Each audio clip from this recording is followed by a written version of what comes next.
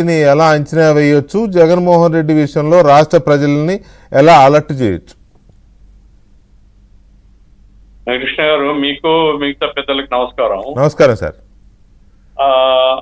రాజశేఖర రెడ్డి గారు సరే చాలా విషయాల్లో మనకు ఇష్టం ఉండొచ్చు, లేకపోయినా కొన్ని సంస్కరణల ద్వారా, అంటే కొన్ని పథకాల ద్వారా, సంస్కరణ అనకంటే పథకాల ద్వారా అది ఆ రకంగా ఒక పాపులర్ ముఖ్యమంత్రిగా పేరు సంపాదించినటువంటి రాజశేఖర రెడ్డి కుటుంబం ఈరోజు వీధి పాలు అయినట్లే కదా. ఒకరి మీద ఒకరు ఆరోపణలు, ఒకరి మీద ఒకరు ప్రత్యారోపణలు, కోర్టులకు పోవడాలు, అఫిడవిట్లు ఇచ్చుకోవడాలు, కావడానికి కారకులు ఎవరు అంటే జగన్మోహన్ రెడ్డి అనేది నిర్వివాదం. నేను అప్పుడప్పుడు ఆర్డీఓ ఆఫీస్, ఇక్కడ రెవెన్యూ డివిజనల్ ఆఫీస్ కు పోతుంటా ఏదైనా పని మీద. రెవెన్యూ డివిజన్ ఆఫీస్ లో ఒక సెల్ పెట్టినారు.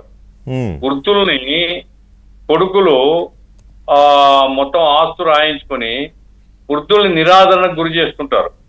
అటువంటి వాళ్ళందరూ కంప్లైంట్ చేసుకుంటారు అక్కడ ఆర్డీఓ ఆఫీస్ లో. అయ్యా, మా కుమారుడి రకంగా అన్యాయం చేస్తున్నాడు, మాకు తిండి పెట్టడం లేదు, లేదా మాకు వైద్యం చేయించడం లేదు. దాని మీద ఆర్డీఓ వాళ్ళు పిలిపిస్తున్నారు. పిలిపించి పంచాయతీ చేస్తారు, బెదిరిస్తారు. చట్టం ఉంది, నువ్వు కనుక మీ తల్లిదండ్రులని ఈ రకంగా నిరాదరణకు గురి చేస్తే నీ మీద చర్యలు తీసుకుంటాము, ఆస్తి కూడా ఎన్నికలు లాక్కుంటామని.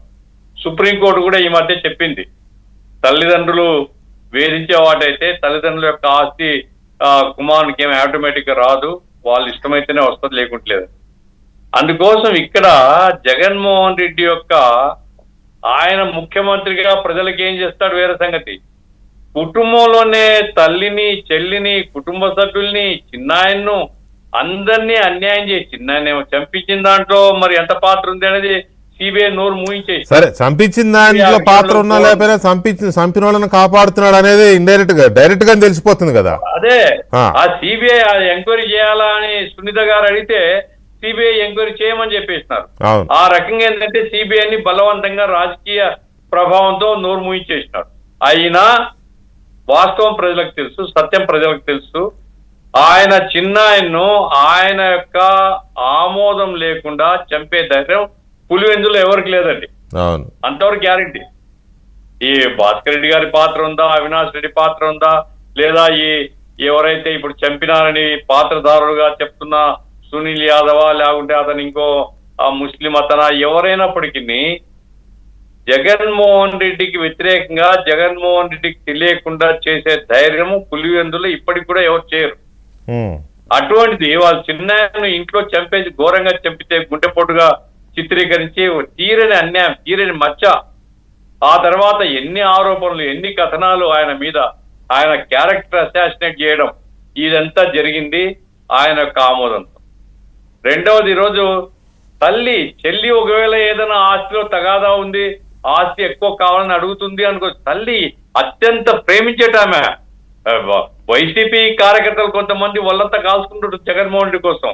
కానీ నేను వాళ్ళకి చెప్పదలుచుకున్నా, అరే నాయన, మీకంటే అత్యంత ప్రేమ చూపించే తల్లి విజయమ్మ ఈరోజు ఆమె ఓపెన్ లెటర్ రాసింది. అంటే మరి ఆమె కంటే మీకు మీ ప్రేమ ఎక్కువ కాదు కదా. ఆమె సొంత కొడుకును ఆమె ప్రేమించినంత ఎవరు ప్రేమించారు? ఆమెనే ఈరోజు అన్యాయం చేస్తున్నానని చెప్పిన తర్వాత ఇంకేమి మీరు మాట్లాడతారు? కాబట్టి ఇది జగన్మోహన్ రెడ్డి ఆత్మహత్య చేసుకోవాలండి. ఇది ఎవరో కాదు, రాష్ట్రం కోసం కాదు, తన భవిష్యత్తు కోసమైనా తనల్ని మనిషిగా గౌరవించాలని. ఆర్డీఓ ఆఫీస్ లో చూస్తుంటాం మేము, ఎప్పుడైతే తల్లి తండ్రిని అన్యాయం చేసినటువంటి కొడుకు వస్తే పక్కన ఉండే వాళ్ళు బూతులు తిడుతుంటారు. ఈడ తల్లిదండ్రులకు అన్యాయం చేసి ఇప్పుడు మీరు కాదు సార్, ఇప్పుడు మీరు చెప్పదలుచుకున్నది ఏంటి? పులివెందుల ఆర్డీఓ గారు సుమోటోగా కేసు తీసుకొని జగన్మోహన్ రెడ్డి పిలిపించాలనే నా పాయింట్. ఏంటంటే ఇది జగన్మోహన్ రెడ్డి గారికి మరి కనీస ఇంగిత జ్ఞానం ఉంటే, అరే సభ్య సమాజంలో ప్రజలు ద్వేషిస్తారు, ప్రజలు అసహించుకుంటారు, తల్లిదండ్రులు అన్యాయం చేసిన వాళ్ళని, వీధి పాలు చేసిన వాళ్ళని అనేది ఉంటే, నీ తల్లిని బజార్లో పెట్టేయడం, నీ చెల్లిని బజార్లో పెట్టడం ఆస్తి కోసమే కదా, డబ్బు కోసమే కదా, ఇంకేంట్లో. మరి నువ్వు గనక మా ముగ్గురు కూర్చొని, తల్లి చెల్లి నీవు కూర్చొని సెటిల్ చేసుకుంటే ఈరోజు మేము మాట్లాడాల్సిన అవసరమే లేదు కదా. ఈరోజు డిబేట్ పెట్టాల్సిన అవసరం మీకు లేదు కదా. చాలా అన్యాయము.